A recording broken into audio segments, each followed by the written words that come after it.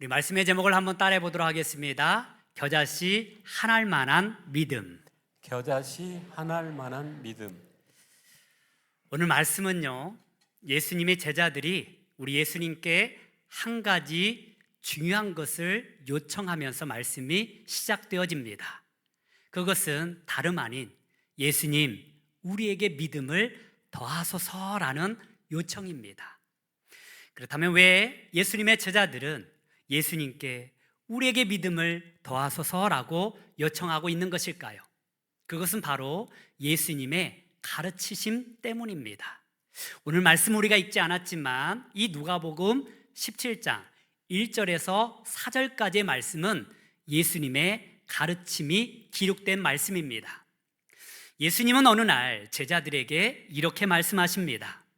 다른 사람들에게 상처를 주고 마음을 아프게 하는 일이 없을 수는 없다. 그러나 그러한 사람들에게는 화가 있도다. 만약 너희가 다른 사람들에게 상처를 주거나 마음을 아프게 하였다면 차라리 너희 목에 연자 맷돌을 목에 메고 바다에 빠지는 것이 낫다. 사실 이 말씀이 얼마나 경고의 말씀입니까? 이 말씀을 우리가 지키는 것, 이 말씀을 따르는 것이 쉽지가 않습니다. 그런데 주님께서 계속해서 이어서 하시는 말씀은 만약 너희 형제 가운데 죄를 지었거든 그 사람을 꾸짖으라. 그러나 그 사람이 와서 내가 잘못했노라 라고 회개하면 너희는 그 사람의 죄를 용서해 주어라. 하루에 7번이라도 죄를 짓고 또 다시 와서 회개하노라 하면 용서해 주어라 라고 말하고 있는 거예요. 마태복음의 말씀에 보면요, 하루에 7번씩 70번이라도 너희에게 죄를 범하고 회개하노라 하면 용서해 주라 라고 말씀하고 있는 것입니다. 이 예수님의 가르침에 이 말씀을 듣고 예수님의 제자들은 낙심합니다. 그리고 생각합니다. 내가 과연 이 말씀을 지킬 수 있을까? 원수 같은 사람들을 내가 용서할 수 있을까? 과연 다른 사람들을 내가 실족하게 하지 않을 수 있을까? 아무리 생각해 보아도 이 말씀을 지킬 만한 믿음이 없는 것 같아요. 연약한 것 같아요. 그래서 예수님께 요청하고 있는 것입니다. 예수님, 우리에게 믿음을 더하소서. 지금의 믿음의 상태로는 이 말씀대로 지키며 살아갈 수가 없습니다. 여러분, 때로는 우리도 이렇게 기도할 때가 있지는 않습니까? 하나님, 나의 믿음이 부족합니다. 나에게 믿음을 더하소서. 하나님, 도저히 내 믿음으로 감당할 수 없는 일입니다. 나에게 믿음을 더하소서. 어찌 보면 당연한 요청이라고 할 수 있을 것입니다. 이에 대하여서 예수님은 이렇게 답변하십니다. 우리 본문 6절 말씀을 같이 한번 보도록 하겠습니다. 시작. 주께서 이르시되 너희에게 겨자씨 한알 만한 믿음이 있었더라면 이 뽕나무더러 뿌리가 뽑혀 바다에 심기어라 하였을 것이요 그것이 너희에게 순종하였으리라. 아멘. 아멘. 예수님께서 말씀하십니다. 너희에게 겨자씨 한알 만한 믿음이 있다면. 그런데 이 예수님의 답변은요, 제자들이 요청한 그 요청하고는 이치에 맞는 답변이 아닌 것처럼 보여집니다. 예수님의 제자들은 자신들의 믿음이 부족하다고 여겼습니다. 이 부족하다고 생각한 것은 그래도 내 안에 믿음이 있는데 이 믿음이 좀 많았으면 좋겠다라고 요청하고 있는 거예요. 만약 이 요청에 예수님께서 제대로 대답할 수 있었다면 이렇게 대답해야 옳습니다. 내가 가만히 보니 너의 믿음이 한 50%밖에 없는 것 같아. 그러니 내가 50%를 더해줄 테니 100%의 믿음을 가져라. 왜냐하면 제자들은 이 믿음을 양으로 생각했던 것입니다. 그래서 내가 믿음이 50, 아니 내가 믿음이 한 40 정도밖에 안 돼, 이렇게 양으로 판단했던 거예요. 그런데 예수님의 대답은 동문서답처럼 여겨집니다. 그들에게 답변해 주고 있는 것이 아니라 또 다른 요청을 하려고 있는 것처럼 보여진다라는 것입니다. 그렇다면 예수님께서 동문서답을 하고 있는 것일까요? 그렇지 않습니다. 예수님의 이 답변은요, 이 믿음이라는 것이 양으로 생각되어졌던 그 제자들에게 믿음은 양이 아니라 본질이 중요하다라는 사실을 가르쳐주고 있는 것입니다. 따라서 이 겨자씨 하나일 만한 믿음은 우리에게 믿음의 본질에 대하여서 말씀하고 있는 것입니다. 그렇다면 우리 예수님께서 말씀하신 이 믿음의 본질, 이 겨자씨 하나일 만한 믿음은 과연 어떠한 믿음을 말하는 것일까요? 이 겨자씨 하나일 만한 믿음은요, 첫 번째로 바로 죽은 믿음이 아니라 살아있는 믿음을 말하는 것입니다. 한번 따라 보겠습니다. 죽은 믿음이 아니라 살아있는 믿음입니다. 예수님은 말씀하십니다. 너희에게 겨자씨 하나일 만한 믿음이 있었더라면. 왜 예수님께서는 많고 많은 사물 중에 겨자씨 하나를 비유로 하고 있는 것일까요? 작은 것이라고 말할 수 있다면 모래알도 작다라고 말할 수 있을 것입니다. 그런데 예수님은 모래알에 믿음이 있었더라면 이라고 말하지 않습니다. 겨자씨 하나일 만한 믿음을 말하고 있습니다. 왜 예수님께서 겨자씨 하나일 만한 믿음을 말하고 있는 것일까요? 이 모래알과 겨자씨 알은 비슷합니다. 그러나 가장 큰 차이점이 무엇입니까? 그 안에 생명이 있느냐 없느냐의 차이인 것입니다. 우리 겨자씨 하나 한번 보여주시면 감사하겠습니다. 화면으로 보면 커 보이지만 모래알보다 작은 것입니다. 그런데 이 모래알보다 작은 겨자씨 하나일 만한 믿음을 말하고 있는 거예요. 얼마나 작은 믿음입니까? 그런데 이 모래알과 겨자씨, 이 한 알의 모양은 비슷해 보입니다. 크기도 작습니다. 그러나 가장 큰 차이점은 생명이 있느냐 없느냐의 차이라는 것입니다. 여러분, 믿음의 본질은 여기 있습니다. 바로 생명 있는 믿음을 가지고 있느냐 그렇지 않느냐의 차이인 것입니다. 그리고 너희에게 겨자씨 하나일 만한 믿음이 있었더라면 이라고 우리 예수님은 가정법을 사용하고 있어요. 이 의미는 무엇입니까? 너희에게는 겨자씨 하나일 만한 믿음이 없다라는 것입니다. 제자들은 그래도 믿음이 있다라고 생각했어요. 좀 적지만 믿음이 있을 거라고 생각했어요. 그런데 주님은 뭐라고 말하고 있습니까? 너희에게 믿음이 없다라고 말하는 거예요. 왜 예수님께서 너희에게 믿음이 없다라고 말하고 있는 것입니까? 바로 제자들은요, 믿음이 부족한 것이 아니라 살아있는 믿음이 없었습니다. 산 믿음이 없었습니다. 그들은 죽은 믿음을 가지고 있었기 때문에 그러합니다. 그래서 예수님은 너희에게 믿음이 없다라고 말하고 있는 거예요. 여러분, 제자들에게는 산 믿음이 없었습니다. 살려내는 믿음이 없었습니다. 특히 유대인들에게 있어서요, 이 율법에 얽매여 살면서 사람들을 정죄하고 죽이는 일에는 앞장섰지만 살리는 일에는요 앞장서지 못했습니다. 이방인들을 정죄하고 죽이는 일에 앞장섰습니다. 그 안에서조차도요 율법주의에 빠져서 사람들을 살리는 것이 아니라 죽이는 말을 더 많이 하였습니다. 예수님께서 안식일에 병을 고쳤다고 해서 바알세붑의 아들, 귀신의 아들이라고 예수님을 몰아붙였습니다. 세상을 정죄하고 심판하는 일에 앞장섰습니다. 그들에게는 용서가 없었습니다. 그들에게는 정죄만 있었습니다. 사람을 정죄하고 죽이는 일에 앞장섰다라는 거예요. 이것은 곧 죽은 믿음이었다라는 것입니다. 그러나 우리 주님은요 살리기 위하여서 이 땅에 오셨습니다. 저와 여러분들을 구원하시기 위하여서 이 땅에 오셨습니다. 한 영혼이라도 살리시기 위하여서 우리 주님은 이 땅에 오셨습니다. 우리 요한복음 3장 17절의 말씀을 같이 한번 보도록 하겠습니다. 시작. 하나님이 그 아들을 세상에 보내신 것은 세상을 심판하려 하심이 아니요 그로 말미암아 세상이 구원을 받게 하려 하심이라. 아멘. 우리 예수님은 분명합니다. 내가 이 땅에 있는 양으로 풍성한 생명을 얻게 하려고 이 땅에 왔다. 내가 이 세상을 심판하기 위해서 온 것이 아니다. 한 사람이라도 구원하기 위하여서 왔다. 살리시기 위하여서 왔다. 여러분, 우리 예수님은 생명이십니다. 우리 예수님께서 말씀하시는 그 믿음은 바로 살아있는 믿음입니다. 생명을 살리는 믿음입니다.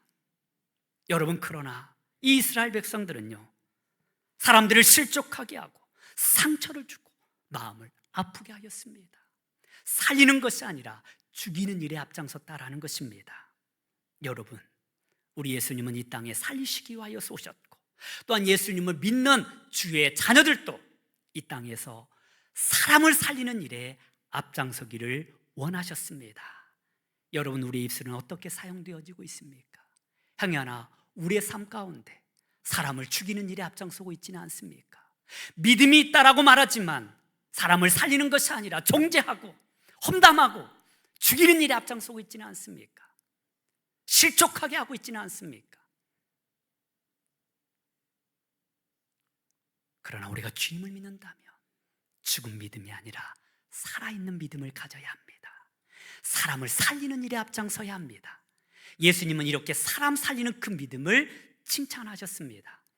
특별히 백부장의 사건을 통하여서 우리 예수님은 분명하게 그 예수님의 마음을 보여주셨습니다. 예수님께서 가버나움에 들어갔을 때에 이방인이었던 한 백부장이 예수님께 나와서 요청합니다. 예수님, 나의 하인이 병들어서 죽게 되었어요. 중풍병에 걸려서 너무 괴로워하고 있습니다. 제발 제 하인을 고쳐주십시오. 가족이 아니었어요. 백부장이라고 한다면 권력이 있었습니다. 힘이 있었습니다. 종은 생각지도 않아도 돼요. 그런데 이 백부장은요, 가족이 아니었지만 이 하인을 가족처럼 여겼습니다. 그 사람의 아픔을 자신의 아픔처럼 여겼습니다. 이 사람의 병을 낫게 하고 싶었습니다. 그래서 자신의 자존심을 내려놓고 예수님 앞에 나온 것입니다. 그리고 예수님, 제 하인을 좀 고쳐주십시오. 예수님은 그 마음을 알았어요. 사람을 살리는 그 믿음을 보셨어요. 그리고 기뻐하셨습니다. 그래, 내가 가서 고쳐주마. 그때 백부장이 뭐라고 말합니까? 예수님께서 우리의 집에 오는 것을 내가 감당하지 못하겠습니다. 말씀만 하시옵소서. 그리하면 나의 하인이 낫겠나이다. 그때 예수님이 너무나 기쁘셨어요. 그리고 이 사람을 그 많은 사람들 앞에서 이렇게 칭찬합니다. 우리 마태복음 8장 10절의 말씀을 같이 한번 보도록 하겠습니다. 시작. 예수께서 들으시고 놀랍게 여겨 따르는 자들에게 이르시되 내가 진실로 너희에게 이르노니 이스라엘 중 아무에게서 이만한 믿음을 보지 못하였노라. 아멘. 이방인 가운데 백부장의 이 믿음을 보시고 이렇게 칭찬하십니다. 내가 이스라엘 가운데, 유대인들 가운데 하나님을 믿는다라고 말하는 이 사람들 가운데 이만한 믿음을 보지 못하였노라. 하인을 구원하기 위하여, 하인의 병을 고치기 위하여서 나에게 나온 사람, 그리고 나의 믿을 하나님의 말씀으로 믿는 이 백부장의 믿음을 이렇게 칭찬하고 있는 것입니다. 그리고 말씀하십니다. 내 믿음대로 될지어다.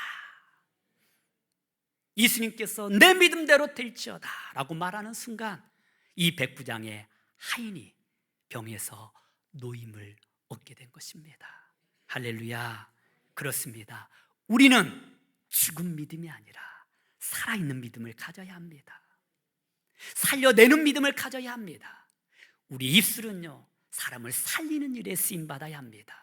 정죄하고 죽이는 일에 앞장서는 것이 아니라 주의 복음으로 살리는 일에 쓰임받는 저와 여러분들이 되기를 소망합니다. 여러분, 왜 이렇게 우리는 사람들을 정죄합니까? 왜 이렇게 우리는 용서하지 못합니까? 바로 내 안에 산 믿음을 가지고 있지 않기 때문에 그러합니다. 살려내는 믿음을 가지고 있지 않기 때문에 그러합니다. 바로 죽은 믿음을 가지고 있는 거예요. 믿음이 부족한 것이 아니라 믿음이 없었어요. 나에게 믿음이 있다면, 이 살리는 믿음, 겨자씨만한 믿음이 있다면 우리는 사람을 살리는 일에 앞장서야 합니다. 왜 교회가 세상 속에서 필요한 곳입니까? 바로 죽은 영혼을 살리는 곳이기 때문에 그러합니다. 왜 예수님께서 우리에게 직분을 주셨습니까? 사람을 살리는 일에 앞장서라고 우리에게 직분을 주신 것입니다. 우리는 이렇게 사람을 살리는 믿음을 가지고, 산 믿음을 가지고 사람을 살려내고 영혼을 살리는 일에 귀하게 쓰임받는 거룩한 믿음을 가지시기를 간절히 소망합니다. 두 번째로요, 겨자씨 하나일 만한 믿음은요, 믿음의 근거가 나에게 있는 것이 아니라 하나님께 있음을 말하는 것입니다. 한번 따라 보겠습니다. 믿음의 근거는 나에게 있는 것이 아니라 하나님께 있습니다. 우리 6절 말씀 한 번 더 같이 보도록 하겠습니다. 시작. 주께서 이르시되 너희에게 겨자씨 하나일 만한 믿음이 있었더라면 이 뽕나무더러 뿌리가 뽑혀 바다에 심겨라 하였을 것이요 이것이 너희에게 순종하였으리라. 아멘. 여러분, 만약 믿음의 근거가 나에게 있다면 저와 여러분들은 구원받지 못합니다. 우리가 구원받을 수 있는 것은요, 믿음의 근거가 나에게 있지 않고 하나님께 있기 때문에 그러합니다. 만약 나의 믿음의 근거가 나에게 있다면 내 감정에 따라 믿음의 질이 달라집니다. 어떤 때는 구원받은 것 같고, 기분이 안 좋을 때는 구원받지 못한 것 같고, 오락가락하게 되는 것입니다. 흔들리기 마련입니다. 나는 믿음이 없는데, 나는 너무 연약한데, 이렇게 말하고 있는 것은 믿음의 근거가 아직 나에게 있다라는 것입니다. 믿음의 근거가 나에게 있으면 여러분, 감정이 흔들릴 때마다 우리는 시험에 빠질 것입니다. 나의 의지가 꺾일 때마다 우리는 낙심하게 될 것입니다. 그런데 우리 주님은 분명하게 말씀하고 있는 것입니다. 너의 믿음의 근거는 너에게 있는 것이 아니라 하나님께 있다. 이 겨자씨 하나일 만한 믿음은요, 믿음의 크기가 중요한 것이 아니라 그 믿음이 향하는 대상이 얼마나 크고 위대한지를 우리에게 말씀해 주고 있는 것입니다. 그렇습니다. 우리가 믿는 하나님은 위대하신 분이십니다. 우리를 구원하신 그 예수님의 십자가의 능력은요, 모든 죄를 사하시고 모든 죽음의 권세를 이기시고 우리를 구원하는 능력이 있습니다. 믿음의 근거를 나에게 두지 마십시오. 하나님께 두십시오.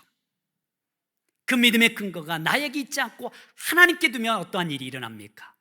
이 뽕나무더러 뽑혀서 바다에 던지우라 할 것이요 그것이 너희에게 순종하였으리라 라고 말씀하고 있습니다. 할렐루야. 믿음의 근거가 나에게 있으면 병든 사람 고칠 수 없습니다. 사람들의 마음을 바꿀 수 없습니다. 나의 여러 가지 문제도 해결할 수 없습니다. 그러나 믿음의 근거가 하나님께 있으면 놀라운 기적을 일으키는 줄 믿습니다. 그런데 왜 예수님은요, 많고 많은 나무들 가운데 뽕나무를 이야기하고 있는 것일까요? 한번 뽕나무 한번 보여주실래요? 이 이스라엘의 뽕나무는요, 1000년까지 살아갈 수 있답니다. 그리고요, 이렇게 오래 살 수 있는 것은 나무들 가운데 뿌리를요, 가장 넓게 그리고 가장 깊게 내리는 나무라고 합니다. 그래서 이 나무를 함부로 뽑을 수가 없어요. 사람의 힘으로 뽑을 수가 없어요. 아무리 바람이 불어도 폭풍이 몰아쳐도 이 나무는 뽑히는 법이 없다고 합니다. 사람 힘으로 되지 않는 거예요.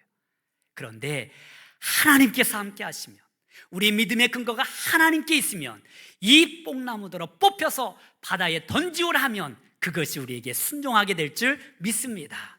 마태복음의 말씀에 보면요, 너에게 겨자씨 하나일 만한 믿음이 있으면 이 산을 들어 저리로 옮겨지라 할 것이요 그리하면 그 산이 옮겨지게 될 것이라고 말씀하고 있습니다. 이것은 무슨 말입니까? 사람으로는 할 수 없으나 하나님으로서는 할 수 있다라는 것입니다. 내 삶의 문제, 내가 해결할 수 없지만 하나님이 함께 하시면 해결할 수 있는 줄 믿습니다. 우리 마태복음 19장 26절 말씀 같이 한번 보도록 하겠습니다. 시작. 예수께서 그들을 보시며 이르시되 사람으로는 할 수 없으나 하나님으로서는 다 하실 수 있느니라. 아멘. 아멘. 그렇습니다. 사람의 힘으로는 할 수 없어요. 그 고대 시대에 사람의 힘으로 어떻게 그 큰 산을 옮길 수가 있겠습니까? 그 나무 하나 제대로 뽑을 수 없는 것이 사람의 한계입니다. 내가 해결할 수 없는 문제들을 이야기할 때 산이라고 표현합니다. 내 힘으로 안 되는 거, 인간의 능력으로 안 되는 거. 구원도 마찬가지입니다. 나의 힘으로는 구원을 받을 수 없습니다. 그러나 하나님으로서는 가능한 것입니다. 하나님께서 하시면 가능한 것입니다. 그래서 사도 바울은 내게 능력 주시는 자 안에서 내가 모든 것을 할 수 있느니라. 믿음의 근거를 나에게 두지 마십시오. 나에게 두면 아무것도 할 수 없습니다. 늘 실망할 것입니다. 늘 낙심할 것입니다. 그런 나의 믿음의 근거를 하나님께 두면 내가 아니라 하나님께서 이루실 줄 믿습니다.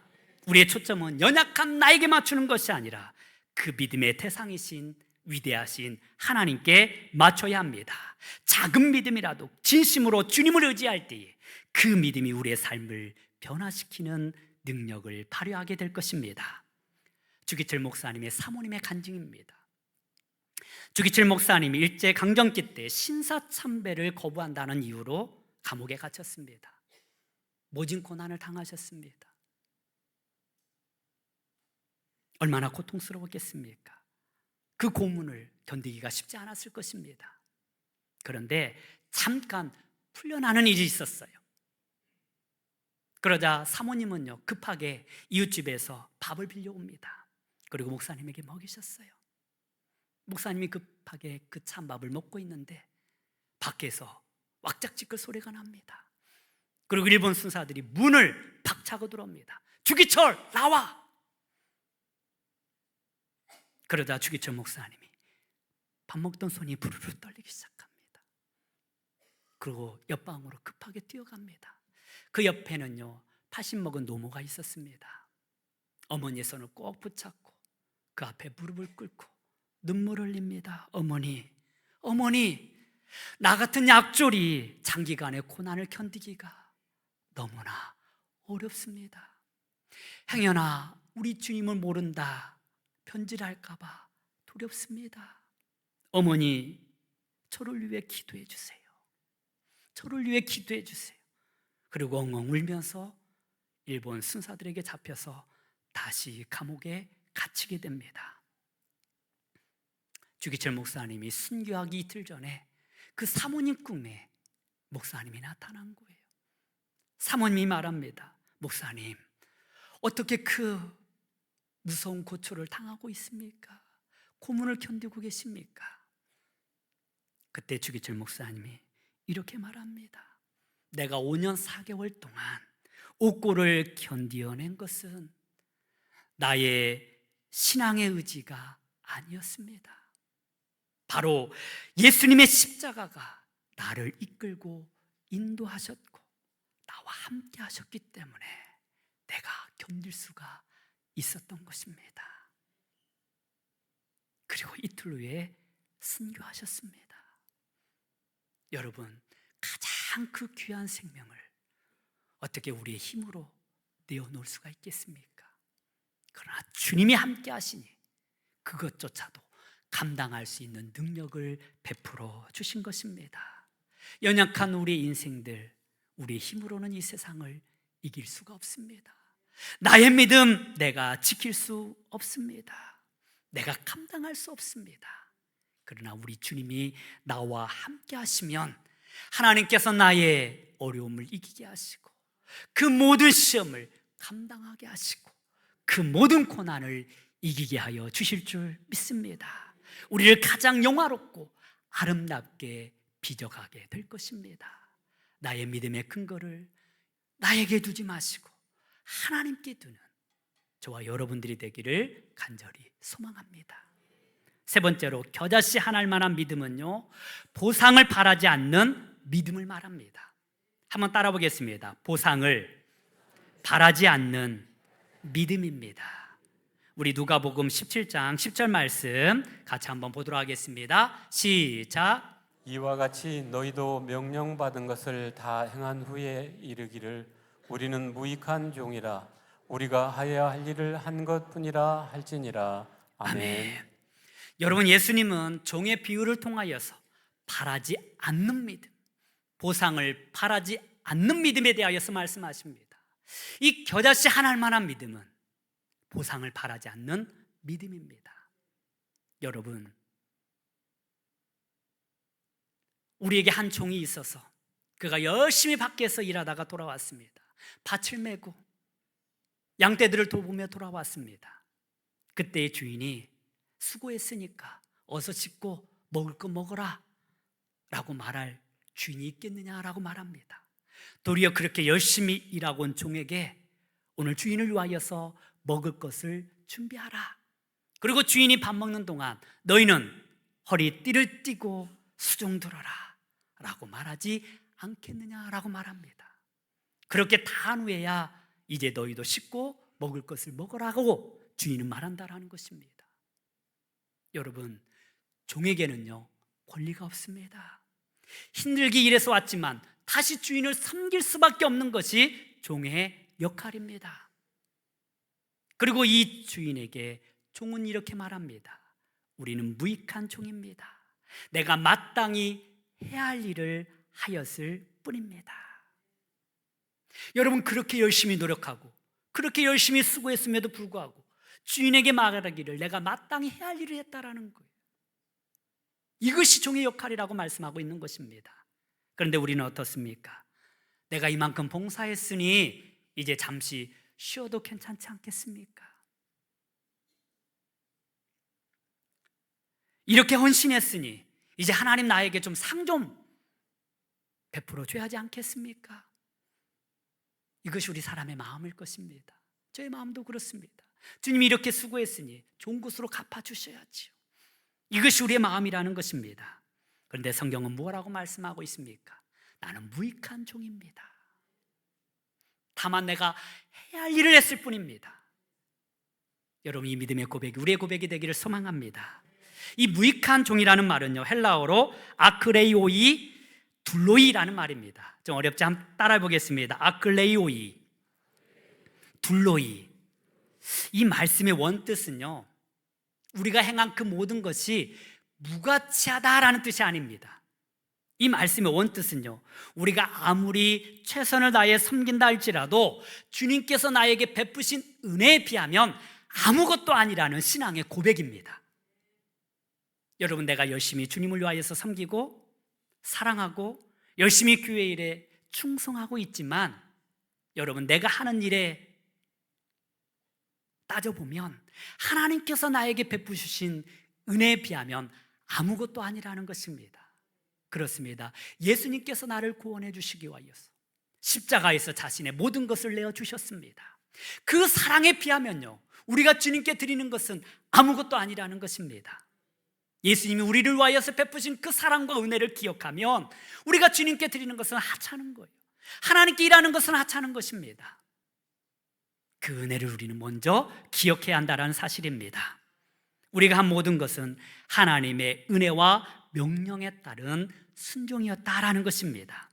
진정한 믿음의 섬김과 이 보상을 기대 않는 순전함에서 하나님은 우리에게 축복의 은혜를 베풀어 주십니다.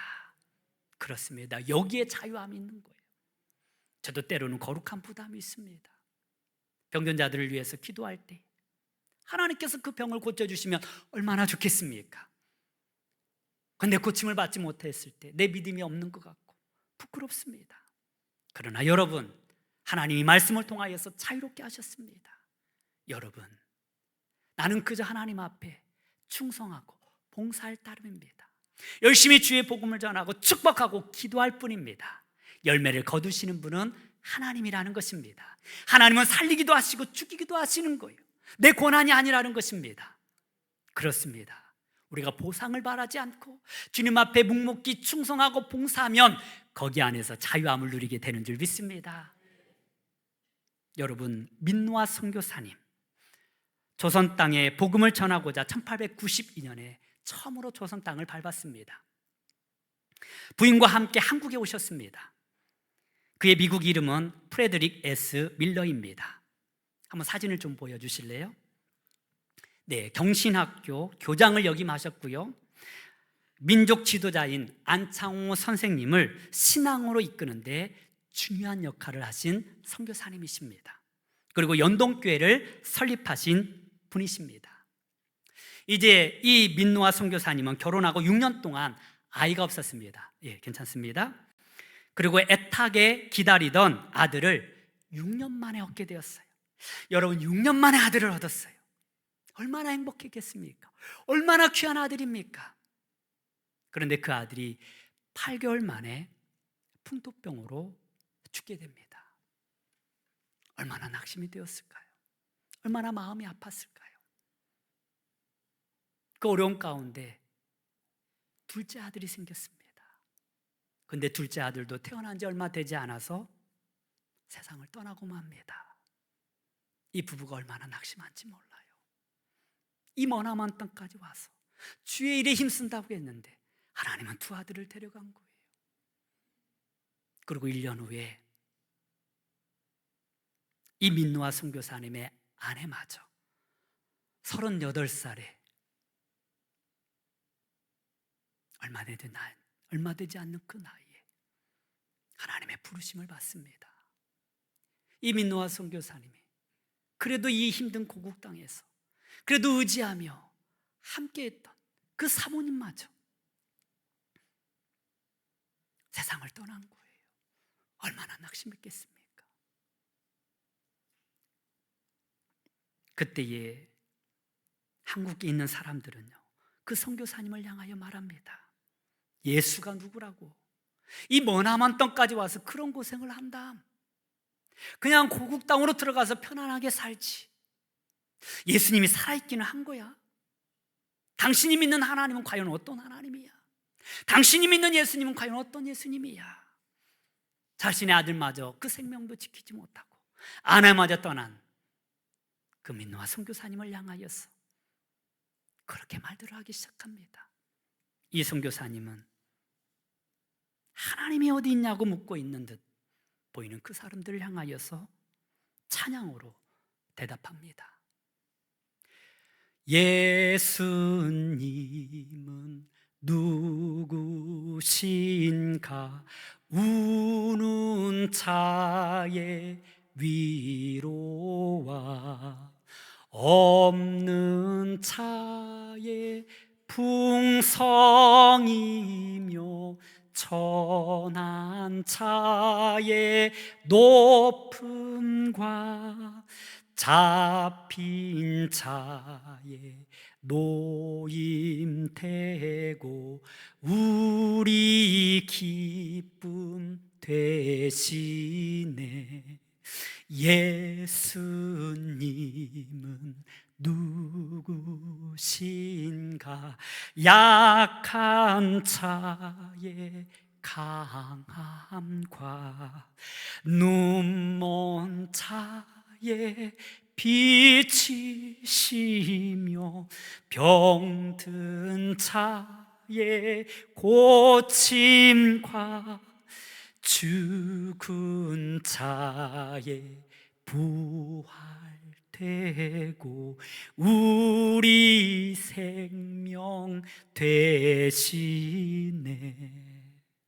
예수님은 누구신가?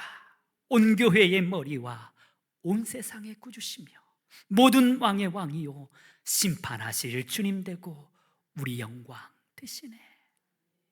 두 아들을 잃었어도 사랑하는 아내마저 이 낯선 땅에 와서 잃었어도 이 민노아 선교사님, 이 나라를 향한 그 사랑은 변함이 없었습니다. 예수님을 믿는 믿음만큼은 변하지 않았습니다. 우리 예수님은 우는 자의 여전히 위로자가 되십니다. 예수님은 여전히 천한 자의 높음이 되십니다. 예수님은 여전히 우리의 소망이 되시고 병든 자를 고쳐주십니다. 그 선교사님을 향하여서 손가락질하던 그 사람들에게 예수님의 위대하심을, 예수님의 아름다우심을 선포하셨던 것입니다. 바로 찬송가 96장을 작사하신 분이 바로 민노아 선교사님이십니다. 이 조선 땅을 향한 그 놀라운 사랑 얼마나 위대합니까? 여러분, 우리는 무익한 종입니다. 마땅히 할 일을 한 것뿐입니다. 이 고백을 드릴 수 있는 우리 모두가 되기를 소망합니다. 어떠한 보상을 기대하지 않아도 그저 주님의 종으로서 마땅히 겸손하게 섬길 때 우리는 하나님께서 주시는 은혜와 평강을 누릴 수 있게 될 것입니다.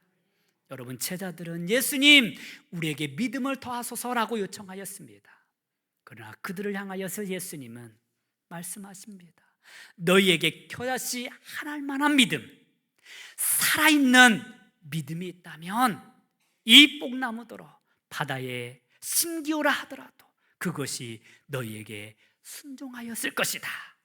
너희는 죽은 믿음이 아니라 살아있는 믿음을 가져라. 살려내는 믿음을 가져라. 그리고 주 안에서, 하나님 안에서 너의 믿음의 근거를 너에게 두지 말고 하나님께 두어라. 그리고 그 믿음을 근거로 하여서 사람들의 영혼을 살리고 묵묵히 하나님의 일을 감당하여라. 보상을 바라지 않고 그 믿음으로 추구하는 영혼들을 살려내라. 그러면 하나님이 너와 함께 할 것이고 네가 감당할 수 없는 일들을 감당하게 할 것이며 너가 이루지 못한 일들을 이루게 하실 것이며 네가 소망하는 그 일들을 하나님께서 이루시게 될 것이라고 하나님 말씀하여 주십니다. 여러분, 죽은 믿음이 아니라 살아있는 믿음, 바로 겨자씨 한 알만한 믿음을 가지고 주님 앞에서 묵묵히 충성하고 봉사하는 저와 여러분들이 되기를 주님의 이름으로 축원합니다. 기도하겠습니다. 사랑과 은혜가 풍성하신 하나님,